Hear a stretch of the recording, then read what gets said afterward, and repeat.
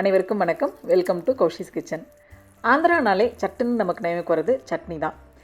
இன்றைக்கி நம்ம கிச்சனில் பார்க்க போகிறது ஆத்தென்டிக்கான பீனட் சட்னி. இந்த பீனட் சட்னி நான் என்னோடய ஃப்ரெண்டு ஸ்வேதா கிட்டேருந்து கற்றுக்கிட்டேன். எப்படி பண்ணலான்னு பார்க்கலாம் வாங்க. கடாயில் ஒரு டீஸ்பூன் எண்ணெய் சேர்த்துட்டு 1 கப்பு நிலக்கடலையை நான் தோலோடு சேர்த்துக்கிறேன். நல்லா பொன்னிறமாக வறுத்தெடுத்துக்கலாம். நல்லா பொன்னிறமாக வறுத்தாச்சு. ரொம்ப கருக விட்டுறாதீங்க. நல்ல ப்ரௌனாக ஆகும்போதே நம்ம எடுத்துடலாம். ஸோ இப்போ இதை மிக்சியில் சேர்த்துட்றேன்.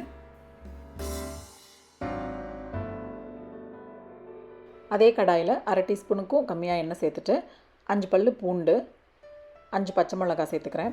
சேர்த்துட்டு நல்லா இதுவும் பொன்னிறமாக வறுத்தெடுத்துக்கலாம். பூண்டு நிறையா சேர்த்துறாதீங்க, ஏன்னா சட்னியில் பூண்டோட வாசனை ஜாஸ்தியாயிரும். இப்போது இந்த பச்சை மிளகாயும் பூண்டும் பொன்னிறமாக ஆயாச்சு. இதை நிலக்கடலையோடு சேர்த்துடலாம். அதே கடாயில் ஒரு 6 சிகப்பு மிளகாய் சேர்த்து அதையும் பொன்னிறமாக வறுத்தெடுத்துக்கலாம். பச்சை மிளகாயும் சேர்த்துருக்கோம், அதனால் காரத்துக்கு தகுந்த மாதிரி நீங்கள் சேர்த்துக்கோங்க.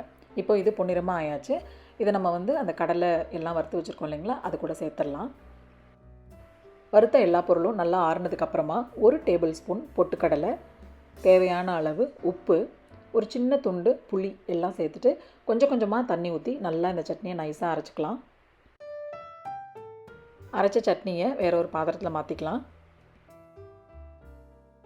தாளிக்கிற கரண்டியில் 1 டீஸ்பூன் எண்ணெய் சேர்த்துட்டு எண்ணெய் காஞ்சதும் 1/2 டீஸ்பூன் கடுகு, 1 டீஸ்பூன் உளுந்தம்பருப்பு, 3 காஞ்ச மிளகாய், கொஞ்சமாக கருவேப்பிலை சேர்த்துட்டு உளுந்தம்பருப்பு நல்லா பொன்னிறமாக ஆனதுக்கப்புறமா நம்ம அரைச்சி வச்சுருக்கிற சட்னியில் இந்த தாளிப்பை சேர்த்துற வேண்டியது தான். அவ்வளோதாங்க, காரசாரமாக ஆந்திரா ஸ்டைலில் பீனட் சட்னி ரெடி ஆயாச்சு. இந்த சட்னி இட்லி, தோசை, சாதத்துக்கூடையும் ரொம்ப நல்லாயிருக்கும். நீங்களும் செஞ்சு பாருங்கள், எனக்கு எப்படி இருக்குன்னு சொல்லுங்கள். தேங்க்யூ ஸோ மச் ஃபார் வாட்சிங். Take care. பாய்.